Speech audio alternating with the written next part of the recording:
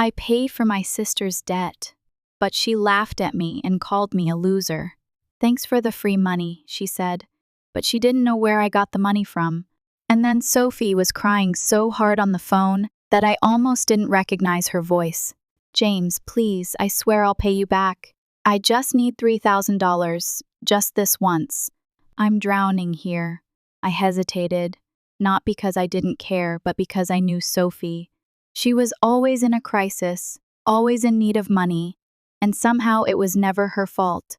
But this time she sounded desperate. She said she was behind on her rent, that her landlord was threatening to evict her, that her car was about to be repossessed, that Mom and Dad weren't helping, that she had no one else. Please, James, you know I'd do the same for you. That was a lie. She wouldn't, but she was my sister, and I couldn't just let her get kicked out. The problem was I didn't have $3,000. I barely had $300, but I knew someone who could help. Dad! Dad had always been the responsible one, the kind of guy who believed in saving, budgeting, and never spending money on something stupid. He wasn't the type to hand out cash for no reason, but he trusted me. If I told him I needed it, he'd give it to me. So I asked, no details, no explanation, just told him I needed a loan and promised I'd pay him back. Are you in some kind of trouble? He asked. No, I really need it, Dad.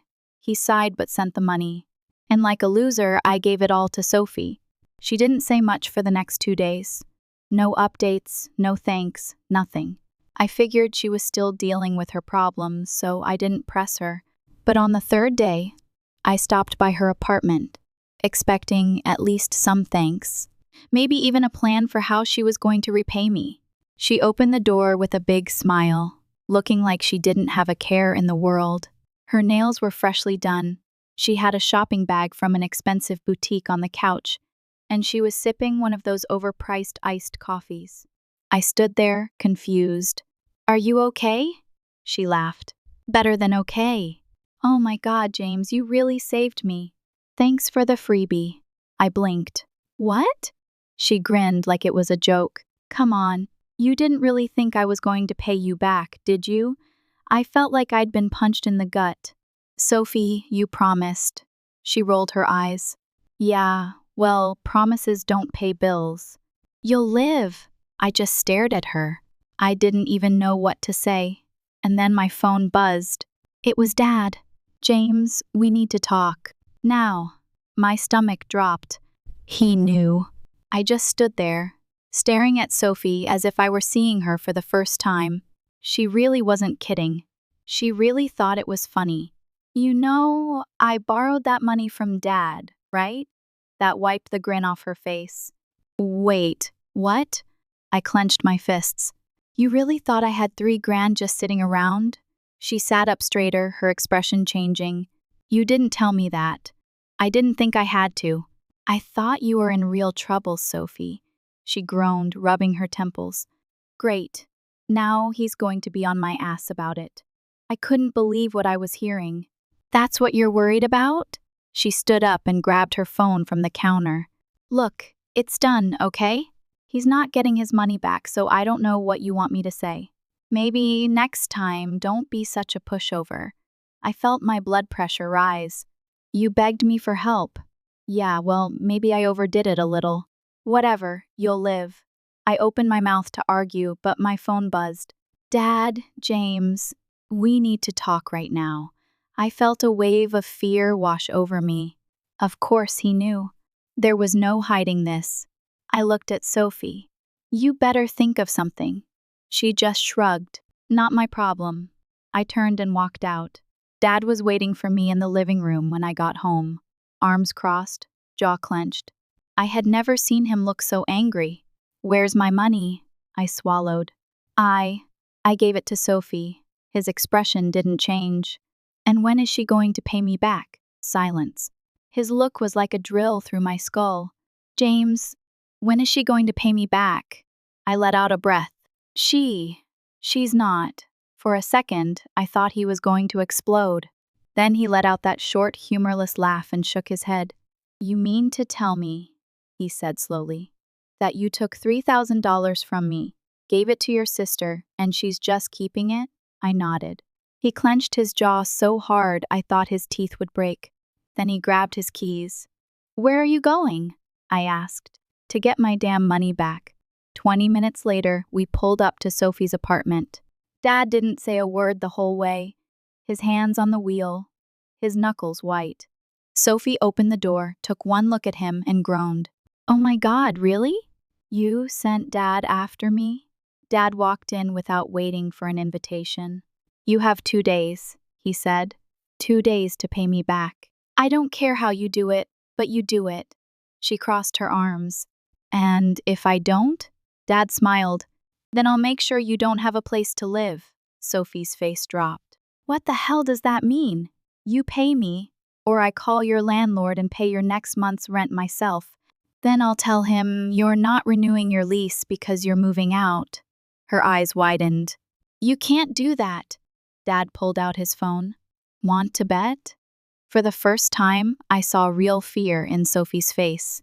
Okay, she snapped. Jesus, I'll get you the money. You have 2 days. He turned and walked out. I followed, still in shock. As we got into the car, Sophie yelled after us. You can't just threaten me.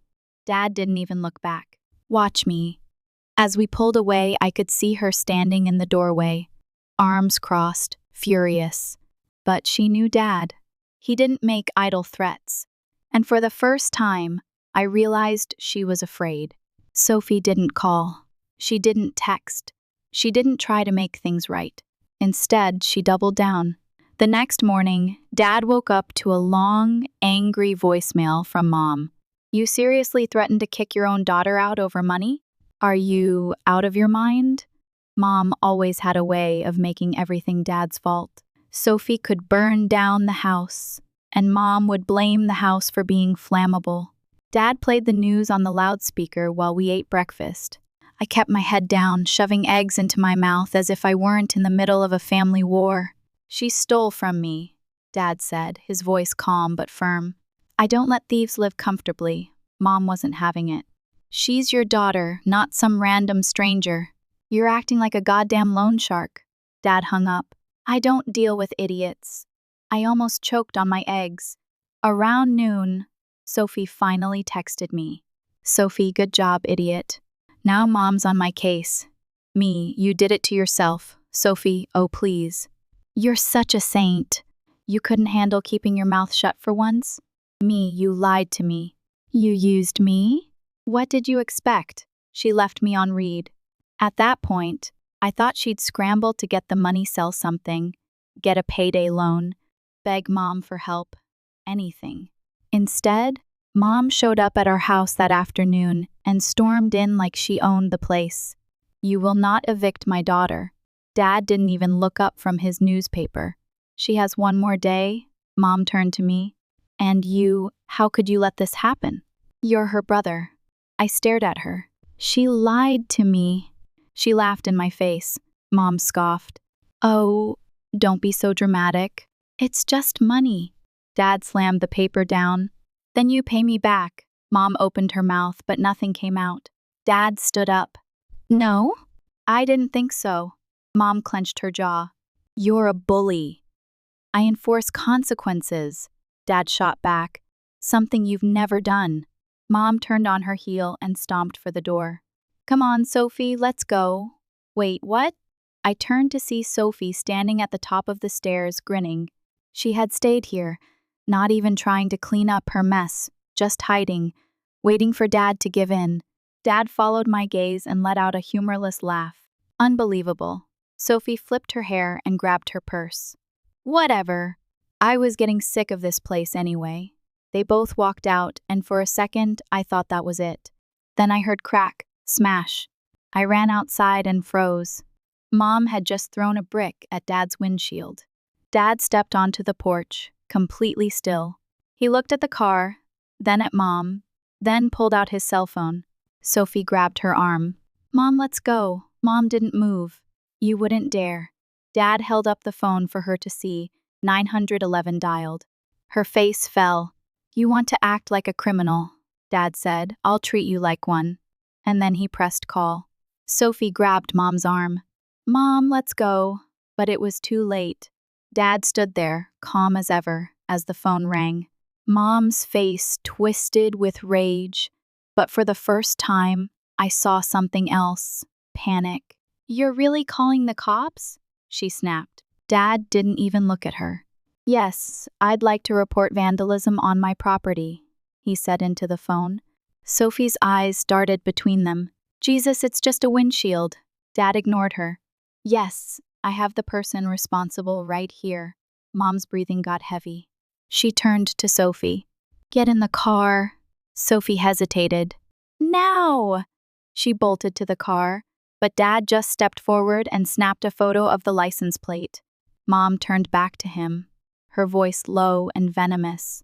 You just declared war. Dad didn't even blink. You started it. Minutes later, the police arrived. Sophie was already gone, but Mom had been stupid enough to stick around. 2 officers got out of the cruiser, taking in the shattered windshield. Sir, you reported vandalism? One of them asked. Dad pointed straight at Mom. She did it. I want to press charges, Mom scoffed. Oh, for God's sake, it's a piece of glass. The officer frowned. Ma'am, did you break the windshield? Mom crossed her arms. So what if I did? It's his car. We're married. That makes it our car. The other officer shook his head. That's not how that works, ma'am. Dad didn't say a word. He just waited. Look, the first officer said, we can either handle this the easy way, or we can handle it the hard way. Mom rolled her eyes. Oh, please, what are you going to do? Arrest me? Turn around and put your hands behind your back. That wiped the smirk off her face. Wait, are you serious? The officer pulled out his cuffs. You just admitted to property damage. Mom turned to Dad, furious. You're really going to let them do this? Dad finally spoke. Actions have consequences. I watched as they cuffed her right there in the driveway. She twisted her head toward me. James, do something. I didn't move. As they put her in the back of the cruiser, she was still screaming. You better bail me out, do you hear me? This isn't over. Dad and I stood there as the car pulled away. For a few seconds, it was just silence. Then Dad turned to me. I'll be inside if you need me. And he walked back into the house like nothing had happened. Mom spent 2 days in jail. 2 full days. I expected her to call me. I expected Sophie to blow up my phone, but neither of them did. Instead, on the second night, Dad and I were sitting in the living room when my phone rang. It was an unknown number. I almost ignored it, but something told me to pick up. A robotic voice came through the speaker. You are receiving a collect call from. Then Mom's voice, flat and exhausted. Michelle, if you would like to accept the charges, press 1. I hesitated. Dad raised an eyebrow. Don't do it. I stared at the phone. She's still our mom. Dad didn't argue. He just watched, waiting. I pressed 1. The second she heard the call connect, Mom launched into it. James, oh my God, thank God. Your father is insane. You need to bail me out right now? I sat back. Mom, no. Shut up, listen to me. This is ridiculous. It's just a windshield. You seriously think I deserve to sit in a cell with criminals over a stupid piece of glass? I rubbed my temple. Mom, I don't have the money. She let out a sharp, humorless laugh. You think I don't know that? That's why I need you to get it from your father. I glanced at Dad. He already knew. He just shook his head. I sighed. Mom, that's not happening. Silence. Then, in a low voice, what did he do to you? What? She whispered now, like she thought someone was listening. You're not my son anymore. I can hear it. You sound just like him. That pissed me off. No, Mom. I just finally understand how much of a mess you and Sophie actually are. She went dead quiet. Then she spat, You ungrateful little brat. The call cut off. I exhaled, staring at the blank screen. Dad took a sip of his coffee. Told you not to answer. Mom got out the next morning, not because of us, but because Sophie found the money. Where did she get it? Who knows? Probably from Mom's emergency stash, or maybe she sweet-talked some guy into handing it over. Either way, she bailed Mom out first thing in the morning, and that's when the real war started. Because instead of coming back to talk things through like adults, Sophie and Mom pulled up to the house in Sophie's car, blaring the horn until we came outside. When Dad and I finally stepped onto the porch, Mom threw a wad of cash at Dad's feet. "There's your damn money," she snapped. Dad didn't move. "You still owe me for the windshield." Mom clenched her jaw. "Screw you." Sophie grinned from the driver's seat. "Hey, James. How's it feel to be Dad's little lapdog?" I stared at her. "How's it feel to beg for money every week?" Her face dropped. Dad smirked. "Go on. Get off my property." Mom grabbed Sophie's arm and pulled her toward the car. "Let's go." Sophie hesitated, eyes burning into mine. "You just wait, James. You think Dad's the winning team? He's going to turn on you too." Then she slammed the car door and sped off, tires screeching. I watched them go, heart pounding. Dad patted my shoulder. "Welcome to the real world, kid." A week passed. A full, peaceful, drama-free week. No screaming phone calls, no surprise visits, no windshield smashing. It was almost weird. Then one night, around dinner time, there was a knock at the door. I opened it, and there they were, Mom and Sophie. But this time, they looked different. No smug smiles, no crossed arms, no attitude, just quiet. Mom's eyes were red, like she had been crying, and Sophie wasn't even wearing makeup, which was a first. Dad walked up behind me, arms crossed. "What do you want?"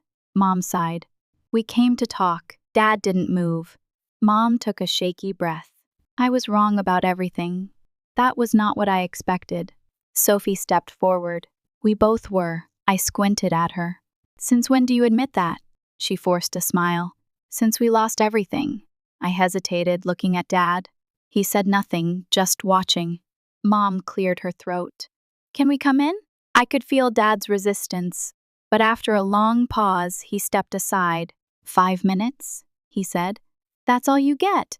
They sat at the kitchen table, looking uncomfortable. Mom kept wringing her hands, and Sophie actually looked nervous. It was surreal.